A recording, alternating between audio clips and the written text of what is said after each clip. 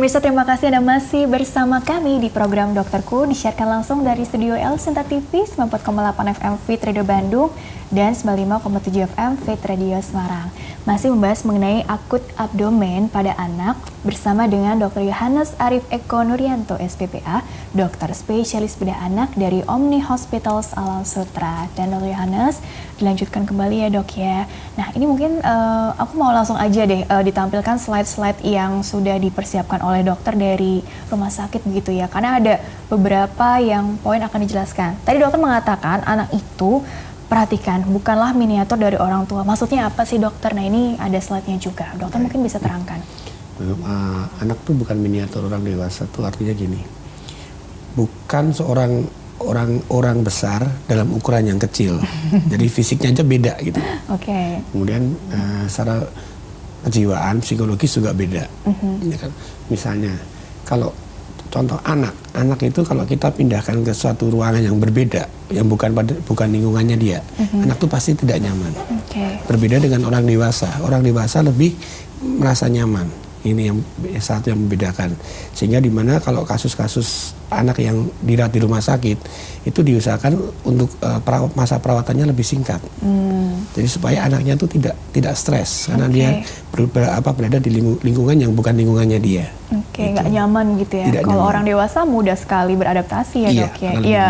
Kalau anak-anak mungkin perlu effort yang lebih gitu ya dok ya. Nggak nyaman dengan situasi baru. Apalagi kalau mohon maaf sampai masuk ke rumah sakit dan ruang bedah ataupun pasca perawatan gitu ya dok ya. Baik, gambar berikutnya lagi. Anak tadi bukan miniatur dari orang dewasa. Akut abdomen, pengertiannya bagaimana dok? Keadaan klinis kegawatan di rongga perut yang timbulnya mendadak disertai nyeri dan mungkin memerlukan tindakan bedah. Oke, ini ada kata-kata kegawatan gitu ya dok ya. Jadi kalau nyeri perutnya mendadak tapi nggak begitu gawat, ada juga begitu ya dok ya? Bisa jadi. Bisa jadi juga gitu ya. Artinya ada juga yang mungkin nggak memerlukan tindakan bedah ya dok ya, dengan obat-obatan non bedah. Maksudnya seperti itu. Slide berikutnya lagi.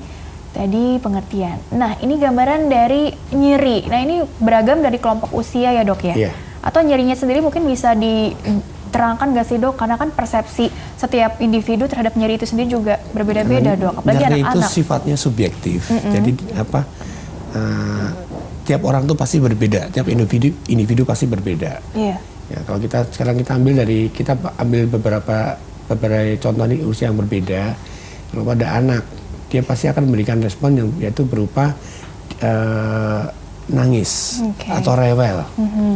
Kemudian kalau anaknya lebih besar, dia bisa menentukan lokasi yang nyerinya di mana. Lokasinya bisa dikasih ditunjukkan gitu ya. Tapi kalau anaknya masih kecil dia pasti tidak bisa. Jadi dia kira-kira bisa mengetahui lokasi tadi yang kalau usus buntu mungkin di perut kanan bawah mah gitu rasa nyerinya gitu ya. Karena udah mengerti konsep-konsep kali ya dok ya. Nah ini beragam ya dok ya, dari keluhan dari yang bayi sampai yang mungkin anak-anak yang udah balita sampai remaja begitu ya dok ya. Baik, next slide, gambar berikutnya lagi. Gejala lain muntah. Nah, ini adalah muntah. Kenapa sih muntah? Muntah itu artinya keluarnya isi perut melalui mulut yang secara paksa. Jadi sebenarnya dia nggak ada keinginan untuk mengeluarkannya juga ya dok? Tapi karena dia terpaksa harus memuntahkan. Karena mual atau yang memang ada dorongan atau tekanan karena ada dorongan. Dorongan untuk mengeluarkan itu secara paksa dia. Nah muntah ini ada, sedikit saya kasih lampu lalu lintas itu juga ada artinya sebetulnya ya. Jadi ada tanda-tanda ya. Iya, kalau kita di mana kasus-kasus bedah itu muntah itu ada yang mengandung darah. Jadi muntahnya itu keluar warna merah, kalau nggak warna hitam. Kalau warna hitam itu apa dok? Karena dia darah tapi darahnya sudah bercampur dengan asam lambung. Jadi warnanya jadi kehitaman. Dan juga muntah juga ada yang maaf nih sehari bisa sedikit tapi ada juga yang sampai banyak berkali-kali ya dok ya. Mungkin mau masuk makanan muntah lagi ataupun dipuasakan pun juga tetap muntah gitu ya. Itu kembali ke yang lampu merah dulu ya. Kemudian dia warnanya kuning. Itu artinya itu ada sumbatan di lebih bawah daripada yang warna hijau. Kalau warna hijau itu mungkin ada sumbatan di daerah sekitar duodenum, tapi kalau yang warna kuning itu pasti lebih bawah lagi. Dan ini juga menunjukkan bahwa kasus ini memerlukan tindakan bedah. Selain tadi yang disebutkan juga bahwa muntah yang sifatnya terus-menerus sehingga mengakibatkan anaknya gagal tumbuh kembang, berat badannya tidak naik, itu juga memerlukan tindakan bedah.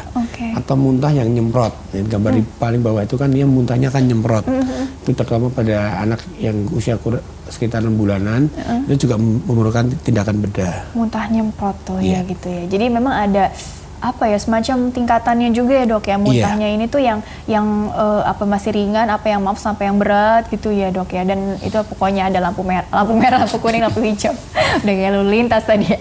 Gambar berikutnya lagi kalau begitu, selain muntah, apalagi tadi nyeri, muntah, kemudian kembung.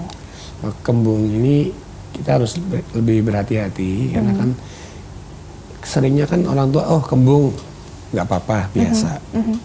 Jadi kurang aware. Nah, kita harus tahu nih kembungnya itu kenapa.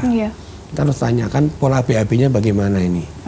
Terus bagaimana dia BAB-nya dari awal lahir. Apakah ada keterlambatan mengeluarkan BAB atau tidak. Karena ini penting sekali, di mana kan banyak kasus-kasus yang disebut dengan penyakit Hirschsprung disease itu kadang tidak terdiagnosa dari awal. Jadi sebenarnya kalau kembung apa ya, ada yang menganggap ini apa jangan-jangan masuk angin biasa, atau maaf nggak bisa buang air, buang apa tuh istilahnya, apa sih istilahnya, buang angin. Ya itu juga kan kadang-kadang juga dianggapnya sesuatu yang biasa, padahal itu sebenarnya mungkin ada gangguan itu juga. Ada menunjukkan mungkin ada gangguan walaupun gangguannya tidak ada sumbatan, walaupun sumbatannya tidak bersifat total, tapi itu perlu diwaspadai. Jangan sampai begitu sumbatannya udah total gitu. Apalagi tadi kalau bengkaknya yang sudah besar seperti itu, curiganya memang udah ada pecah gitu dok, atau apa dok? Belum, kalau dia bengkak itu apalagi kan anaknya kan kondisinya baik yang di foto tadi ya. Itu artinya anaknya tuh masih mampu hidup biasa. Jadi lebih banyak kasus ini terabaikan karena dianggap anaknya nggak apa-apa. Tapi kalau yang udah sampai ukurannya besar sekali gitu mah ngeri juga ya dok ya, kalau masih dianggap nggak apa-apa juga kayaknya aduh kebangetan deh, nggak kasihan apa sama kondisi si anaknya ya. Baiklah, ini slide berikutnya lagi. Ayo, slide berikutnya lagi nih, usus buntu ya, radang usus buntu. Ada usus buntu. Ini kan slide ini kan ada beberapa tampilan anak-anaknya. Ada yang dia bisa tahu dia langsung memikirkan daerah perut kanan bawah. Ada dia tidak bisa menjelaskan sakitnya, dia hanya menangis. Kemudian kakinya kan itu kan tekuk gitu ya, diangkat apa sih ya? Tekuk dekat di dada, supaya anaknya itu nyerinya lebih berkurang. Jadi itu sebenarnya reaksi alamiahnya dia ya, supaya gejalanya agak mereda gitu ya? Iya, untuk supaya sakitnya mereda. Nah, apa sih usus buntu? Usus buntu itu yang kita maksud appendicitis itu adalah sumbatan di apendik, di usus buntu. Nah, sumbatan ini akan membuat gangguan dari pasase dari produk-produk dari usus buntunya sendiri. Karena dia terganggu, lama-lama usus buntunya itu menjadi bengkak. Karena dia kan peradangan, dia setelah bengkak, kalau dibiarkan terus-menerus dia bisa pecah. Perforasi itu ya, gitu ya dok ya. Jadi appendicitis perforasi. Soalnya kan kalau usus buntu juga ada yang akut, ada yang kronik gitu ya. Terus ada yang memang butuh operasi, ada yang katanya enggak gitu ya. Aduh macam-macam deh gitu ya. Tapi kalau yang udah akut, yang memang udah benar-benar harus diambil tindakan ya dok ya. Diambil tindakan bedah maksudnya ya. Gambar berikutnya lagi, masih ada lagi tadi radang usus buntu. Nah ini volvulus tuh apa ya dok ya? Volvulus itu artinya usus yang kepuntir. Pantesan gambarnya seperti kepelintir gitu. Ya, ini kan beberapa gambar yang sifatnya puntiran-puntiran. Kemudian yang bawah itu gambar usus yang kepuntir, warnanya jadi sudah kebiruan. Kalau yang normal warnanya merah gitu ya. Itu anak-anak dok, usia berapa tuh ya? Ya anak-anak lah ya pokoknya. Termuntir, waduh. Rasanya seperti ini dong, keluhannya nyerinya seperti apa? Nyerinya seperti diperes? Nyerinya awalnya sih pasti nyerinya kan hilang timbul. Tapi lama-lama nyerinya terus menerus. Dan sifat nyerinya itu sakit sekali. Katanya seperti diremes-remes, apa dipelintir apa? Ditusuk mungkin ya, lebih diiris. Ya, diiris. Bahasanya dokter tapi ini lagi, jadi ada yang kan nyeri tekan, nyeri tusuk, nyeri ditindih lah macam-macam. Ada yang nyerinya seperti meremas cuci pakaian gitu kan, mencuci pakaian macam-macam gitu kan. Aku juga kurang paham sih. Nah, gambar berikutnya lagi masih ada setelah volvulus tadi ya berarti ya. Invaginasi. Ini juga kasus yang dulu banyak ya, tapi dengan bertambahnya penyuluhan kesadaran masyarakat itu mulai berkurang. Ini gejalanya sih anaknya ada kembung, kemudian ada BAB-nya, beraknya itu warnanya lendir dan darah. Oh, bercampur lendir dan darah. Iya. Jadi hampir sama dengan gastroenteritis. Oh, ini infeksi atau? Bukan, ini adalah ada bagian usus yang masuk ke usus. Bagian usus yang masuk ke usus gitu. Bukan kelainan atau apa? Ini termasuk penyakit sih, karena dia ada gangguan dari peristaltik, jadi tidak terkoordinasi gerakan peristaltik, jadi ususnya masuk ke usus. Oh begitu ya dok ya. Dulu banyak ya, sekarang alhamdulillah udah agak. Ya kan kalau zaman dulu ya dulu sekali itu kan sering itu anak-anak baru usia 6 bulan, kadang kan sama orang tua dikasih pisang. Ya, itu salah satu. Belum harusnya makan MPASI. Iya, karena dia belum saatnya dia makan yang padat, kemudian dikasih makan yang padat. Ya, mungkin karena itu kan terjadi gerakan usus peristaltiknya tidak terkoordinasi. Karena sistem pencernaannya juga belum terlalu sempurna. Iya, kuat sempurna tadi ya dok ya. Oke, baik. Gambar berikutnya lagi setelah invaginasi hernia nih. Hernia sering dengar kasusnya. Kasus hernia ini ada dua, di satu yang bayi itu gambaran hernia umbilikal, yang saat lainnya itu gambaran hernia inguinal. Ada tipe-tipenya juga gitu ya. Oke, gambar berikutnya. Hernia ini juga perlu kita perhatikan. Kenapa dok yang ini? Kalau selama dia masih bisa keluar masuk, itu tuh masih aman. Tapi kalau dia sudah kecepit, kecepit itu nanti akan bikin ususnya jadi nekrosis, jadi mati, jadi warna cat biru yang seperti yang di kasus volvulus tadi. Mirip seperti orang dewasa juga ya dok ya untuk hernia ini ya. Tapi kalau pada bayi ini lebih ke kelainan bawaan. Kelainan bawaan, genetik atau ya itu kalau mau dibahas jadi panjang deh satu persatu ya. Ada lagi slide-nya atau sudah habis ya? Oke. Jadi sebenarnya ada lagi? Oh ya, atresia ani. Nah, atresia ani ini adalah bayi lahir di mana dia tidak ada anusnya. Ya ampun. Nah, ini memang harus butuh dibuat ya, Dok ya? Butuh dibuat. Mungkin bisa ada beberapa tahap. Kalau dia atresianya letak rendah, kita bisa langsung operasi dengan diturunkan. Kita langsung bikin anus. Tapi kalau letaknya tinggi, kita harus bikin stoma. Dibikinin dulu gitu ya intinya. Baik, tergantung dari letaknya juga tadi ya, rendahnya seberapa gitu ya. Ada lagi gambar berikutnya lagi. Ini apa dokter? Ini heat stroke itu adalah penyakit di mana ada gangguan BAB. Jadi sejak lahir anaknya itu ada riwayat BAB pertamanya dia itu lebih dari 24 jam. Kemudian setelah dia bertumbuh ya anaknya pasti bisa BAB sih, cuma jumlahnya tidak banyak. Nah, karena semakin lama dibiarkan, lama-lama kan perutnya akan jadi besar. Ini kasusnya cukup banyak karena dari 1 dari 5.000 kelahiran. Ini beda dengan yang perut kembung yang tadi di slide sebelumnya ya dok ya? Beda begitu ya dok. Jadi kan pertanyaan selanjutnya biasanya begini, kan karena akut gitu ya, kalau penyakit yang bermain dengan waktu, ada istilahnya golden period gitu ya. Kalau akut ini sendiri juga mungkin gejalanya ini keluhannya sekumpulan gejala tadi tuh terasa berapa lama sih? Apa mungkin ada yang 1 jam, ada yang sampai berjam-jam, sehingga ada istilah juga nggak sih harus segera buru-buru dibawa ke rumah sakit karena takutnya kalau ini terlalu lama dibiarkan, misalnya mau dibawa ke rumah sakit nunggu papanya pulang dulu, ada juga kan yang seperti itu. Itu bagaimana efeknya juga karena akut, jadi harus dilihat juga nih seberapa cepatnya ini. Semakin cepat semakin baik. Yang akan kita harus tahu, kita kan semua nggak tahu nih, ini apakah ini perlu tindakan bedah atau tidak. Nah, dengan dia cepat membawa ke fasilitas kesehatan, itu dia akan semakin cepat dia mendapat pertolongan. Dan jadi dengan semakin cepat dia mendapat pertolongan, itu diharapkan outcome-nya lebih baik. Jadi kemungkinan resiko komplikasi juga bisa diturunkan. Biasanya memang langsung ke IGD ya dok ya? Biasa ke IGD. Dan dilihat penilaiannya ini yang membutuhkan bedah atau yang tadi non bedah juga seperti apa? Karena kan tergantung dari apa temuan, artinya penyebabnya apa juga ya dok ya? Iya, karena kan nanti kan begitu dibawa ke fasilitas kesehatan, itu pasti dokter-dokternya itu pasti juga akan sigap.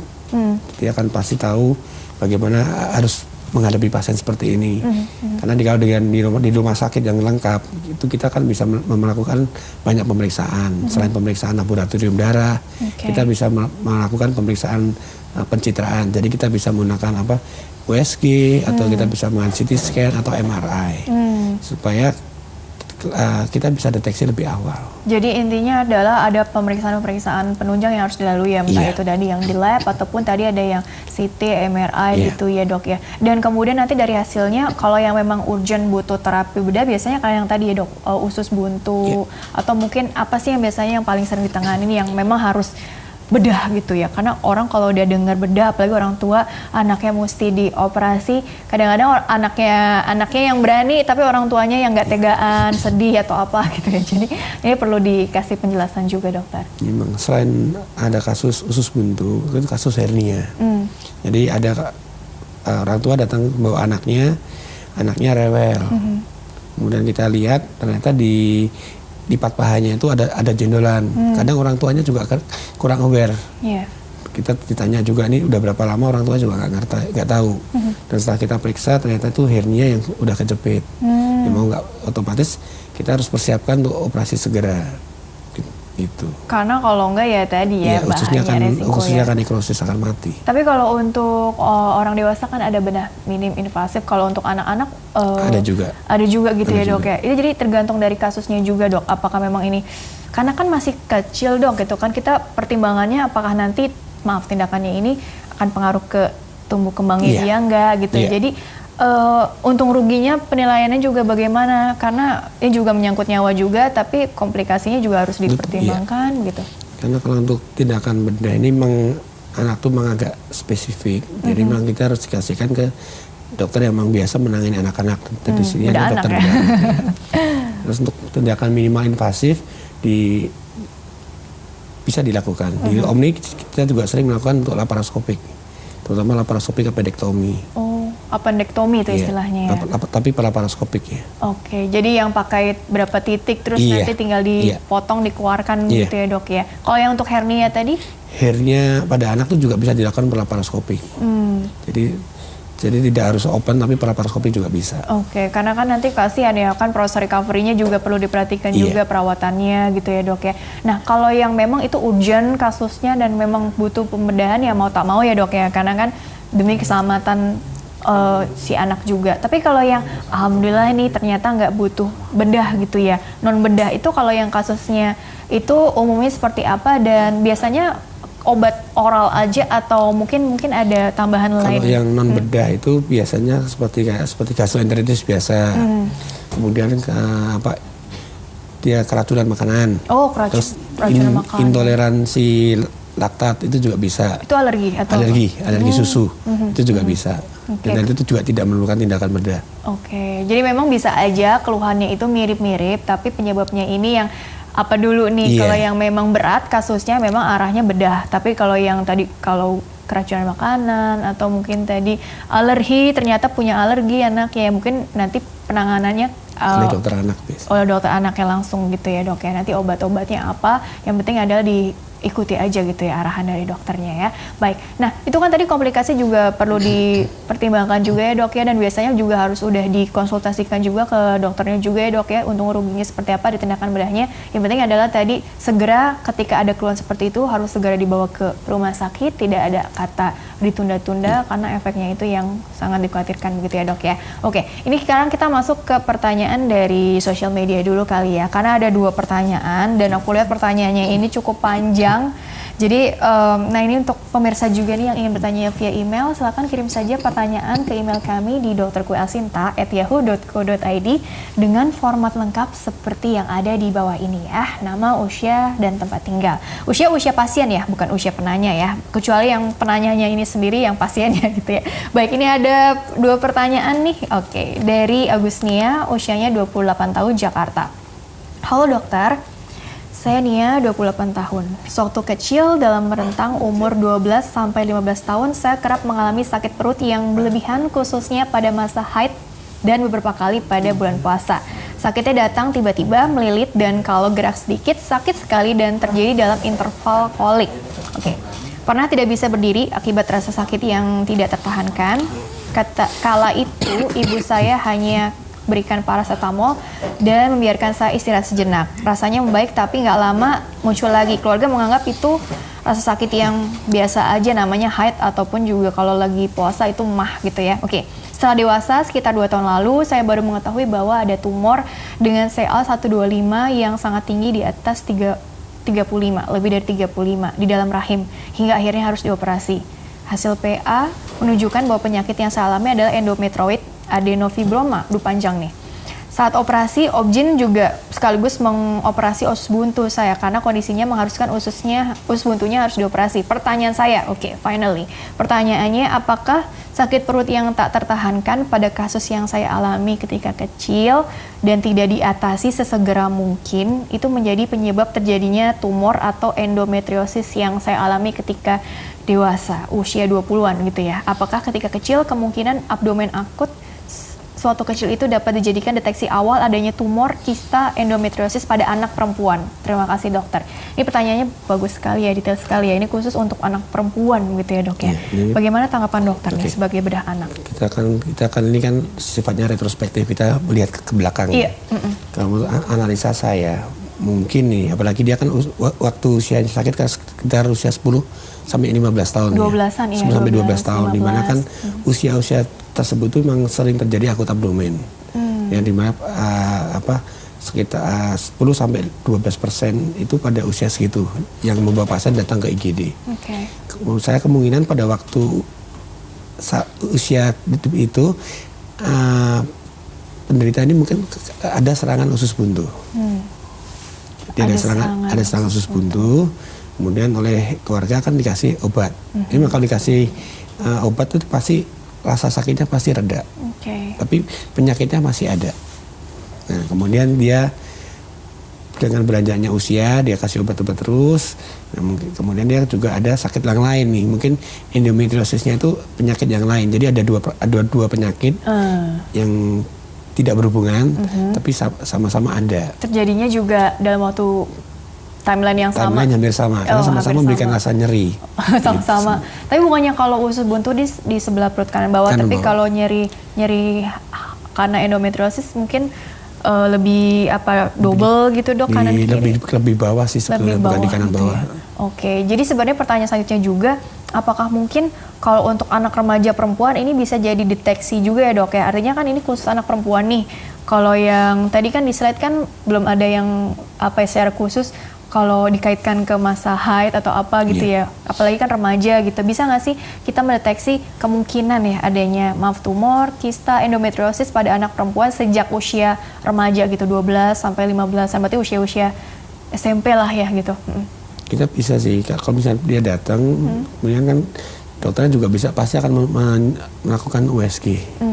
Dari USG itu kita bisa tahu nih kira-kira ada apa. Kemudian kita juga bisa konsulkan ke dokter kandungan untuk dia melakukan USG di USG kandungan untuk sifatnya screening, walaupun belum lazim dilakukan sih. Tapi minimal kan anak yang datang tuh pasti dengan keluhan nyeri perut. Nah, kemudian kita harus cari penyebabnya apa. Nah, kemudian kita langsung lakukan USG. Karena kalau perempuan tuh agak ini juga ya, karena USG kan bisa USG perutnya sama USG organ reproduksinya rahimnya ya. Jadi letak nyerinya, lokasinya, sumbernya itu dari mana itu memang harus meriksanya lebih ini lagi ya dok ya. Tapi memang kalau sudah ada keluhan ya sebaiknya dikonsulkan ke dokter spesialisnya masing-masing gitu ya. Baik, ini pertanyaan selanjutnya dari Radian dari Jakarta. Halo dokter, salam kenal, saya Dian. Kebetulan saya punya keponakan usia 9 tahun. Berat badan dan tinggi badan normal, sesuai kurva pertumbuhan anak seusianya. Beberapa waktu lalu sebelum puasa, dia mengeluh tiba-tiba perutnya sakit. Ibunya bingung karena pola makan si keponakan saya ini biasa aja. Cuma selama beberapa hari kakak ipar saya memperhatikan air minum yang dibawa si anak nggak habis. Dibawa ke sekolah maksudnya kali ya. Oke. Apakah ada hubungan sakit perut tiba-tiba pada anak dengan asupan air? Terima kasih. Kalau pola makan dan ini pola minum, karena kan takutnya dehidrasi dan kaitannya ke masalah akut abdomen, ada nggak hubungannya dokter? Mungkin gini, kalau dengan anak yang ada sakit perut, ada rasa tidak enak ya, itu pasti kan dia ada penurunan nafsu makan. Dan bukan hanya nafsu makan, minumnya juga pasti dia nggak mau. Oke. Nah, kemungkinan kalau kasus seperti ini, itu mungkin dia ada serangan akut abdomen yang kemungkinan sih arahnya ke arah usus buntu. Kemungkinan ya. Usia 9 tahun iya. ya. Kemudian apalagi dia ditambah dengan dia minumnya berkurang. Selain itu bisa menyebabkan dehidrasi, dengan minum yang berkurang itu juga akan menyebabkan pengeluaran kotorannya juga kurang bagus. Karena kan kita untuk bisa nya itu bisa lancar, kita juga memerlukan minum minimal sekitar 8 gelas per hari. Oh, orang dewasa aja kadang suka males ya dok ya, apalagi anak-anak gitu ya. Tapi ini minumnya juga minum ini ya dok ya, minum air putih ya dok, air mineral ya, bukan air-air yang lain kan. Takutnya air-air minuman kemasan itu dihitung minum juga gitu. Jadi intinya adalah mungkin bisa aja arahnya, mohon maaf, ke arah buntu gitu ya dok ya. Tapi berarti gini dok, berarti sebagai orang tua nih, kalau yang dari pelajaran dari pertanyaan-pertanyaan atau juga tadi cerita sejarah gitu ya, cerita zaman dulunya seperti ini gitu ya. Jadi memang paling nggak kita harus kenali gejalanya itu dan sudah berapa lama gitu ya. Berapa lama sih keluhannya ini, terus nyerinya itu lokasinya di mana. Kalau anaknya udah bisa diajak ngobrol tadi, coba kasih tahu letaknya di mana gitu ya. Ada keluhan-keluhan tambahan lainnya atau enggak. Kemudian apalagi ya dok ya, untuk sebagai alarm tadi ya, tanda-tanda untuk segera dibawa ke rumah sakit. Istilahnya apa ya, screening di awal gitu ya dok ya. Tadi ada nyeri, kemudian ada muntah, kemudian ada kembung, dan bagaimana pola BAB-nya. Jadi red flags-nya itulah ibaratnya. Kita hanya lihat 4 itu aja. Kita 4 itu karena itu paling mudah dan penilaiannya dilakukan siapapun bisa, terutama di rumah. Benar, karena yang bisa akan mengetahui ada masalah dengan anak itu adalah orang yang di rumah, terutama caregiver ataupun ibunya. Gitu. Kalau ibunya kerja ya entah itu siapa yang di rumah yang mengawasi gitu ya. Baiklah, apalagi tadi yang kasus yang hernia, wah ditanya udah berapa lama, aduh nggak tahu dok, pastinya harus diraba juga kalau yang bayi dicari tahu ada yang kira-kira agak unik nggak sih, aneh nggak sih, baru nanti kalau ada masalah mungkin bisa langsung konsulkan gitu ya dok ya. Dokter, kita jeda dulu sebentar, nanti dilanjutkan kembali di segmen terakhir ya dok ya, sekaligus nanti ada closing statement dari dokter juga ya. Baiklah pemirsa, jangan kemana-mana, tetaplah bersama kami akan kembali sesaat lagi.